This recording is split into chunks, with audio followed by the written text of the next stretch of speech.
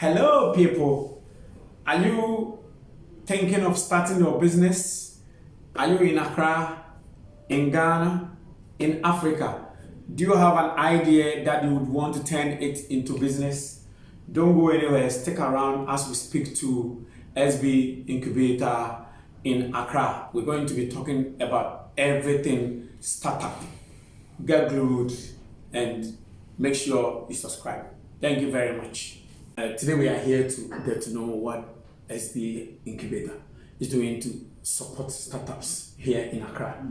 If you can take us through, what do you do when it comes to helping small businesses? So the Stanbic Business Incubator is an extension of the bank, and its purpose is basically to support the growing startup SME entrepreneurial ecosystem in Ghana. We started this journey somewhere almost 4 years ago.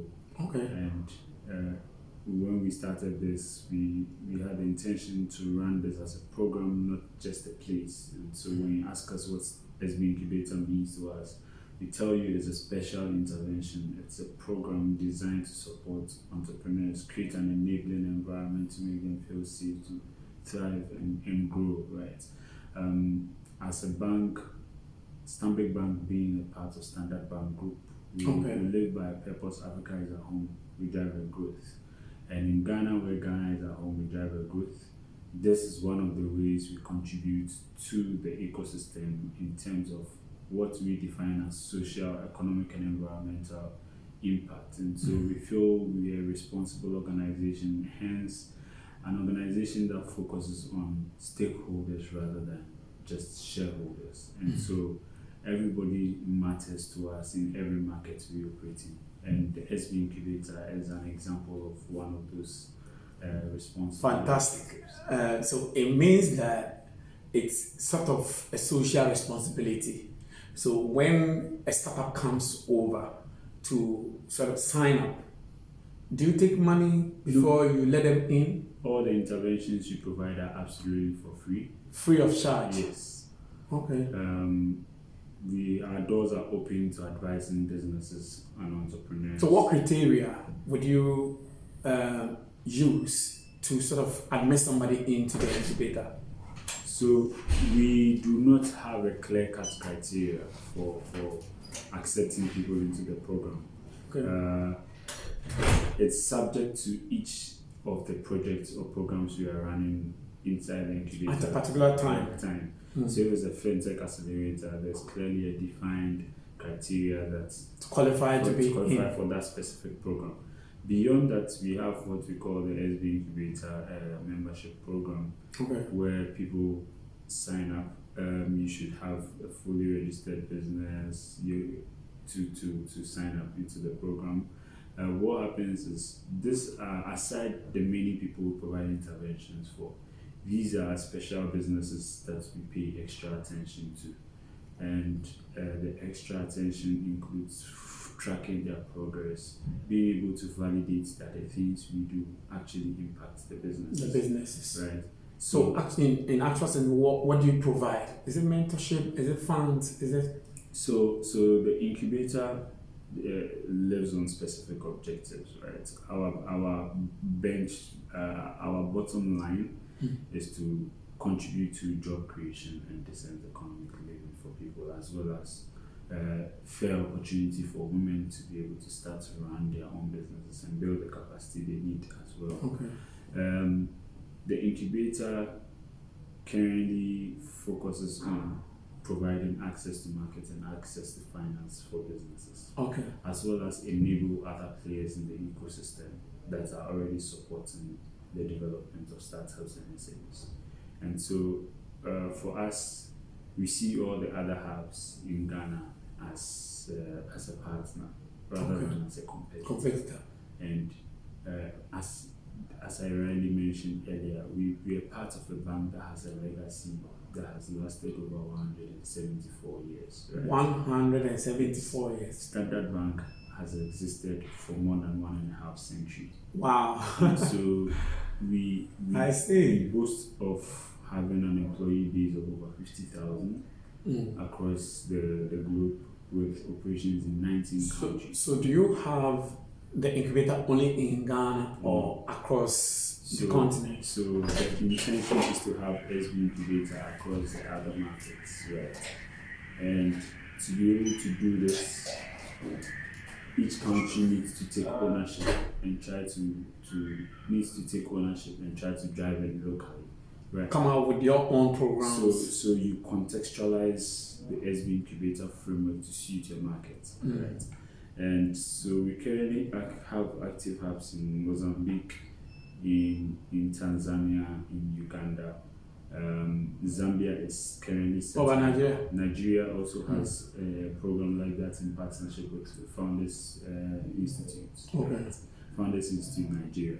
So these are active hubs that are currently operating. For us, it is even more timely to tell an African story where Africa Continental Free Trade area. Yeah, that is huge. And Ghana is housing the secretariat. Exactly, puts us in a position where the market is going to open for the Africa region.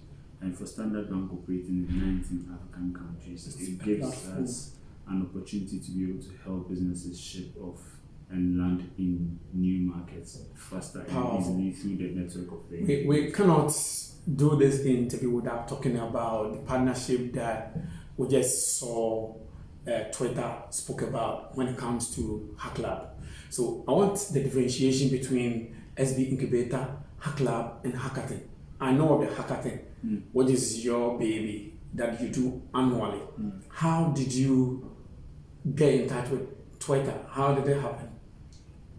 So just to give you clarity, the Hackathon is a program or an initiative under the Hack Lab Foundation. Okay. Right. And the Hack Lab Foundation is under SB Incubator? No. Hack Lab Foundation is an independent organization. It's a non-profit organization. Okay. Two things tie Hack Lab to Stambik. Okay. Myself, okay, as the founder and president of the Hack Lab Foundation. Of the Hack Lab Foundation. And Stambik Bank being a sponsor. A sponsor of the Hack Lab programs. Okay. Exactly. And this has lasted, it started way before I joined the bank, right? We started Hack Lab in 2015, and Stambik Bank was our first sponsor. Oh, right? okay. So the journey started from there. 2 years later, I joined the bank to build the incubator, right? And so the relationship has continued to exist. Okay. The Hack Lab Foundation contributes significantly to finding talents for the bank. It contributes significantly to crowdsourcing ideas, to crowdsourcing new talents. Over the last 5 years, Stambik Bank alone gives internship, national service opportunity, and even some all through Hack Lab. Currently work at Stambik. Some people who currently work at Stambik Bank, either as full-time staff or contract. Is it a non-profit or it's profit-oriented? Hack Lab Foundation is a non-profit. A non-profit. Oh, okay. Right. So what we do is basically to prepare the youth for future jobs. We are closing the gap between industry and academia that has long existed. Right. Industry says we have job openings, but we do not have the right talent to fit the jobs. Okay. And every day their demand and needs change. And they change so fast that academia has a lot of bureaucratic processes in it. Once they create a standard, it's not that easy to just introduce a new course because you have to consider a lot of components. What we do is our ability to be as agile as possible to create extracurricular programs that run alongside the university's curriculum, right? Oh, okay. So if you're a student and you're studying computer science, continue to study what you are being taught in school. However, if you want to build specialization in specific areas, we help you do that. So by the time you graduate from school, you have had internship opportunities, you gain exposure, you've gained industry experience, you've participated in competitions and won accolades to yourself. You've gotten to meet mentors and coaches who shape your thinking, shape your life, shape your idea, and validate. Get your product and service out there. Peers through the program to build your network, right? So your affiliation to Hack Lab gives you access to a membership, a community of over 10,000 people, Okay. right? And this means you can get to find somebody who you have something in common, Come on with. And so it opens doors for a lot of people, right, who do not have powerful ankles. So and Hack Lab aunties. organizes hackathon. They organize the annual hackathon is one of the things we do. We are hackathon specialists. How did you get the relationship with Twitter? Because Twitter is global, Yes. and Hack Lab is Ghana based. Hack Lab is not just It's not from Ghana based. Ghana. Okay. It's based School in Ghana, me, yeah. headquartered in Ghana. Okay. Yes, for the first time, we'll be launching in Nigeria, Zambia, and South Africa later this year, right? However, we've always had a focus on Africa continent. And most of our initiatives impact people in other countries, right? We run a lot of digital skills training programs online. That people Are they all free, or people everything pay? we do is for free. Everything you do is for free. Yes. Wow. Because- How do you fund that? Because there are people who are willing to Support, donate. It's a good cause. So long as you have structures and processes to justify What you are what doing. you are doing and be able to document clearly, it's easy for you to find people who can trust and put money in it, right? So when you go online and you type Hack Lab today, there are a lot of Hack Labs in different countries, not necessarily affiliated to us, as in the name. But Hack Lab Foundation has established a strong brand, right? Nice one. We have established a strong reputation. We document a lot of the things you do. You see content publications from top platforms and features on many other media outlets, right? And you get to hear testimonies of people who have Gone through Hack Lab. Yeah. I have been at 2 Hack Lab programs, hackathon, all in Kumasi. Yes, you were a panelist. Yes, I was a panelist, as part of the guys. And it was fantastic idea. Is it possible for such a thing to be done in all regions? So I know it involves a lot of money. I know. Yes. So is it possible? It doesn't necessarily matter where it happens, right? Okay. Now COVID has pushed us to rethink a new model. This time round it went virtual. Exactly. Every year we hosted it in KNUST. KNUST has been the host for 4 good years, right? And this is because of our bias. We started this when we were students in KNUST, so we built a relationship. The brand was deeply rooted in the university. The university threw a lot of support on the back of Hack Lab, and so today they still provide that support. Majority of the participants and the people in our community are students from that are school. KNUST alumni or currently still in school, and so we really cherish the relationship between Hack Lab and KNUST. Right? And we actually have a formal relationship as an MOU with the university. Okay. And so we have that with KNUST and with 19 other tertiary institutions in Ghana, right? And so we are trying as much as possible to extend the support and the interventions beyond just these 19 schools to over almost the 300 other schools in Ghana. So we have something called X-Hubs. The X-Hubs are self-organized student clubs that we launch in the within schools. Yes. That is and fantastic. The lecturer is made a patron to oversee the activities. Okay. So they will come and compete when you are doing your hackathon. Not just competition.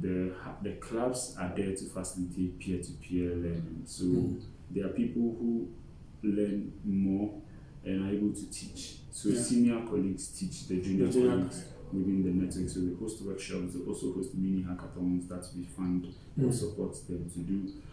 We take them on field trips. So for example, KNUST Computer Science Department, we took them on a field trip to Stanbic Bank's data center. They went to someone to NCA, someone to MTN, someone to GC. To go and have a first hand feel of the on the job technical university training sort of. Last 2 years or so, we took them to Suffolk and Tankers factory, right? So these are some of the things we try to facilitate. Somebody needs to sit in the middle and play the role of bridging the gap between and academics. So let me bring you back to SB Incubator. What sort of people are admitted? Do you have to be tech savvy individual or any other business idea can be brought here?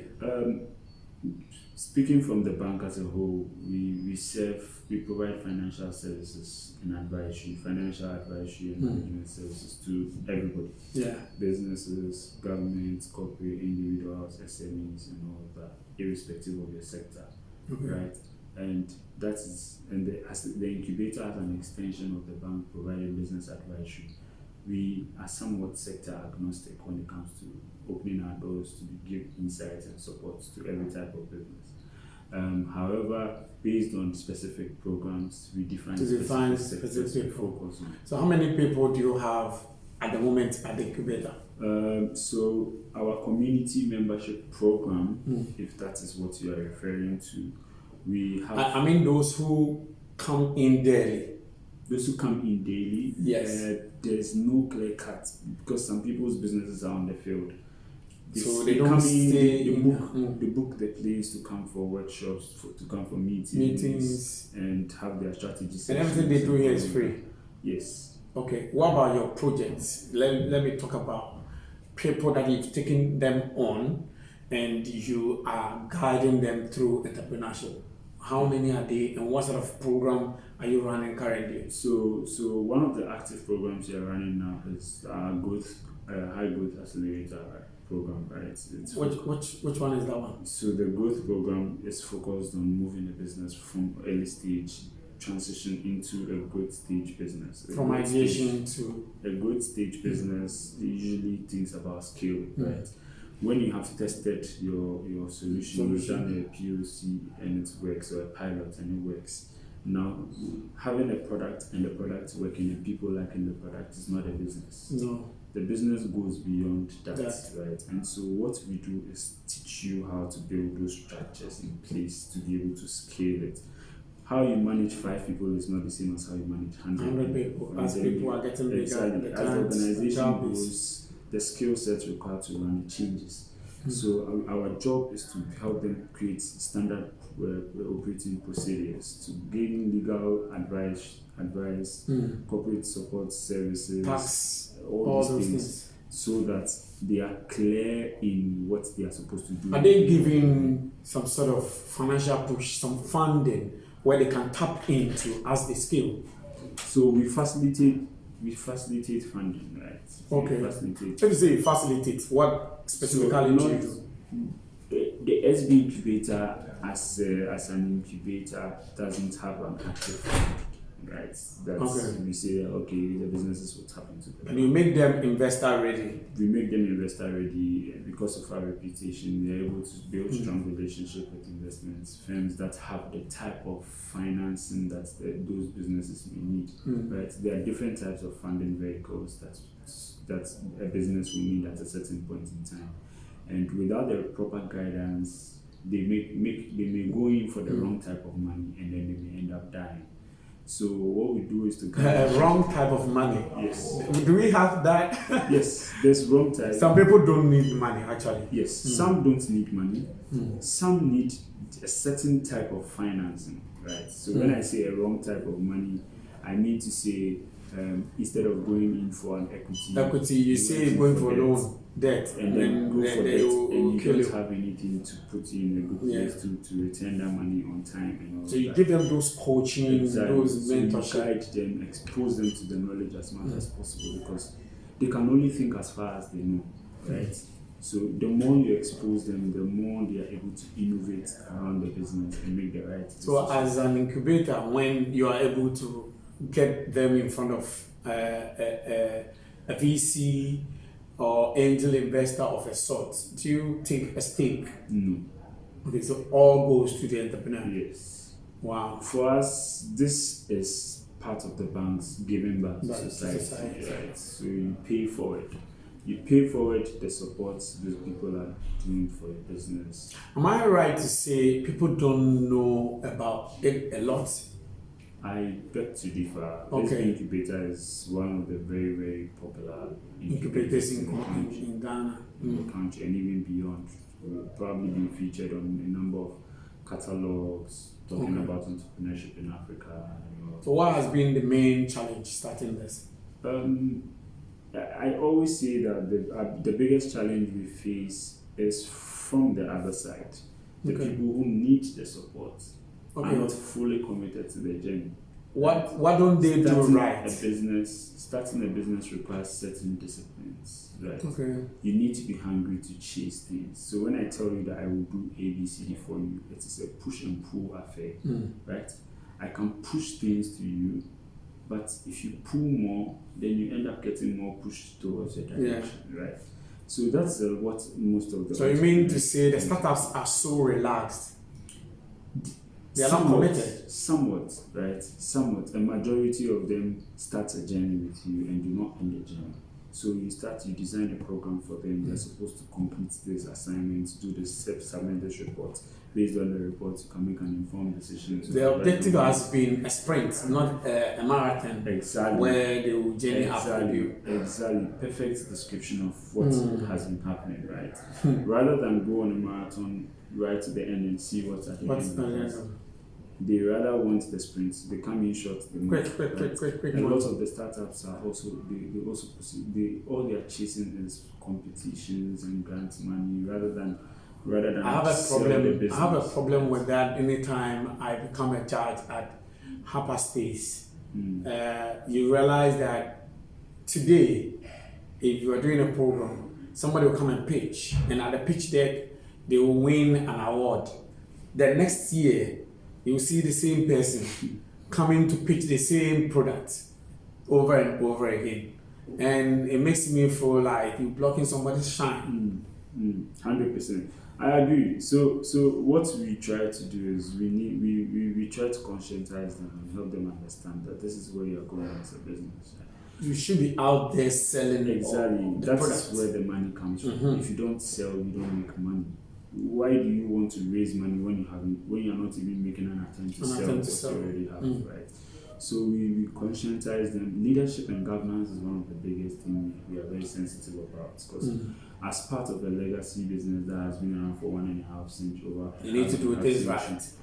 It means that it took strong leadership and strong structures and governance processes to transition between leaders over the 1.5+ century to keep the business running and keep the lights on and scale to other markets. Okay. For startups, most of whom do not succeed, either do not have experience working in anywhere, working in a corporate organization that has been around for a longer time. We tend to say, I don't want to work in corporate, I want to start my own business. But whatever you start, your aim is to grow the business. And when you grow your business, it becomes a corporate. So if you say you don't want to work there, how do you gain the experience to be able to run it? Exactly. So it's very true. You see that most people who have worked in big firms before and decide to start their own business do business differently. And when they get on the market, they don't start with a startup mindset. No, they start big dream. The big dream. They sell the big vision. And they structure the business right from onset like it was a big organization. Right. So do you support the idea that we need to have something in Ghana where every single person that comes on vacation as SS students, university students, it should be mandatory internship for them so that we pair them with corporate so that they go there. Do you support that? 100%, right? The reason why national service exists is not just for people to go and have fun. To close a gap. Government has sponsored or subsidized your school, your academic, so you come back and you provide a 1 year service. I want it to be during vacation, your SS time, all vacations. You don't stay home. Even JHS. It doesn't necessarily have to be vacation. It has to run concurrently. Time no day. So it's very, very important that you do let's say 2 months classroom. If you go and do 1 month for a student, typically they'll go to school. If you're in the university, for example, right? You go to school, you spend maybe 6 hours total daily, maximum of 6 hours in course class. Some days we don't even go for lectures. Some days no lectures. Right? What if you were made to work in a company 5 hours every day? Every week. 5 hours every week. Even 20 hours a week. That is half the amount of time you work as then they mark you based on what the recommendation your job will give even the school. That you still earn, right? And then you earn a little income. while you build the discipline and the soft skills. Now, this helps organizations to find talent early. So while you're They nurture it early, water it early, prune it early. The culture, the processes, and all. By the time you come out of school, you are fully ripe to take up a role. It also helps organizations to focus on what I would call Easter eggs, right? Easter eggs are like small wins. Things that would distract the organization significantly if they had to have their full-time staff working when they can work on something. You release it to these people to work on. So by the time, while you're focusing on the big things, the small wins are coming from the concurrent year-long all year-round internship program. So those who love doing stuff with their hands, will take them to the technical schools. Yes. Those who want to do the normal school way. It creates a fair balance. Right? Now, the only way we can make some of these decisions as a country is for leadership to start to aggressively think about what the future of our job market looks like, what the future of human capital in Ghana would look like. So we need a radical change. Yes. Sort of. India at some point became the largest hub for tech IT skills, and they did this deliberately, right? So they became the country where almost every other country outsourced. So to help you, what is our focus as a country? So we need to define clearly where we want to go. How many skills how many fishery specialists do we want to create by the end of 2025? How many extension officers do we need by the end of 2025? We need to define clearly some of these and work towards them. And then now, when there's a national agenda and there's a goal, then you can set objectives. So if I start my organization, Hakra Foundation, we are preparing the way for future jobs are focused on skills. We are contributing to a bucket. Everybody says our goal, our organization is aligned with the SDGs. That is exactly what the UN did. Right? Brought together all the countries and says, let's bring your plan, our sustainable development goals. And then every country can contribute to this. Small. By 2030, we would have reached a certain level.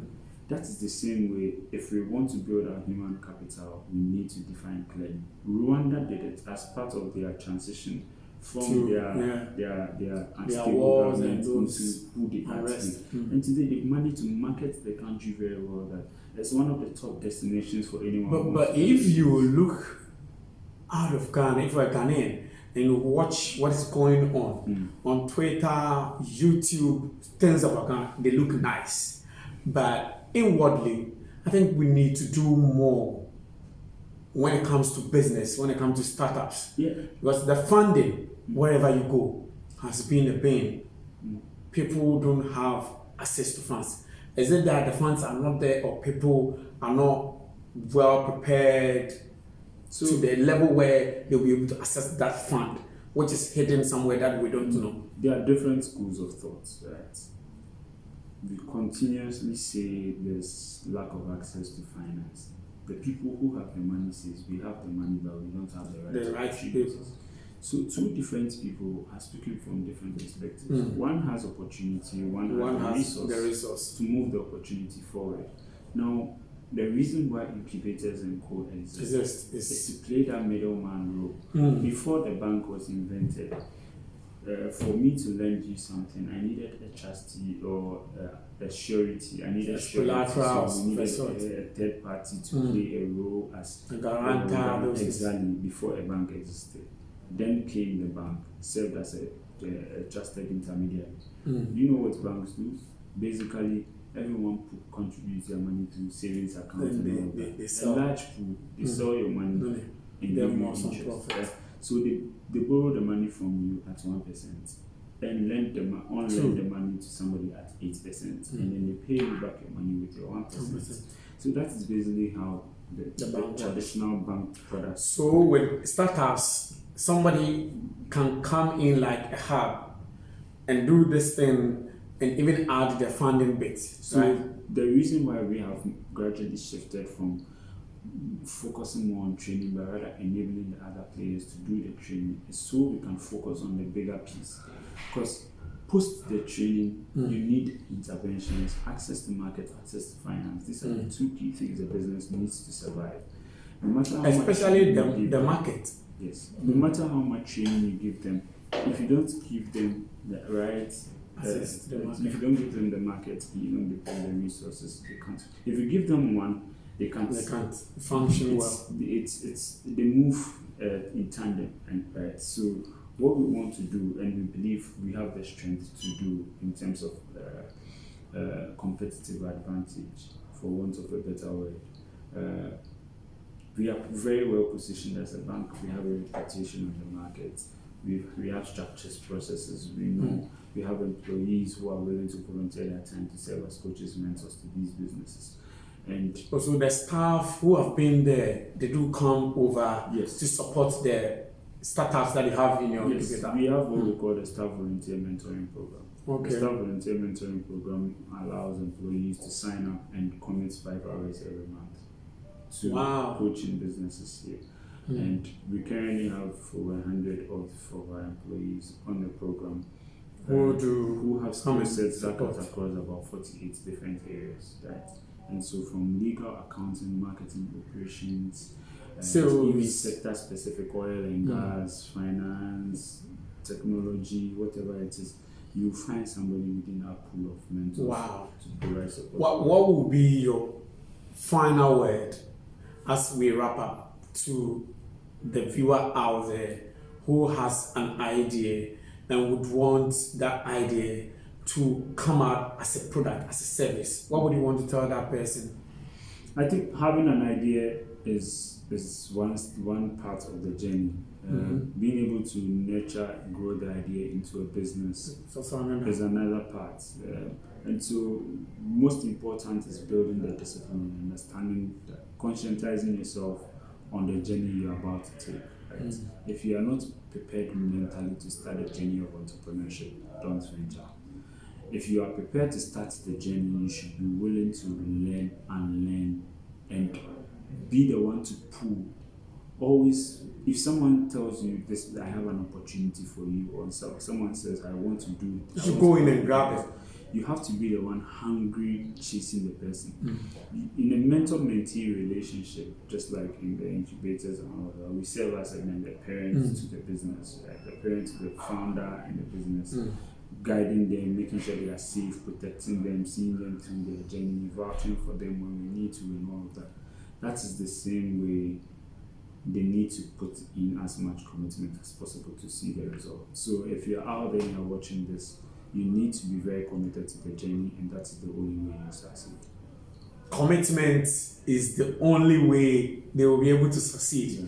You heard it as a viewer, you heard it from him. Foster is sort of helping young businesses, startups, and he's saying it's all about commitment. I am surprised he didn't add the know-how, the skill. But not knowing, if you have the commitment, you have the know-how. Exactly. If you have the commitment, you look for the fun. Exactly. If you have the commitment, you wake up early and go and break things. Yes. So it all boils into your hunger. Yeah. Wow. Thanks, bro, Thank for you very much the wonderful insight. I've really learned a lot myself. And as a business person, I'm going to make sure that I take these tidbits, put them together, and run with it. Yeah, thanks. Thank you very much for having me. Yeah, thanks for the opportunity. It's a pleasure. Yeah.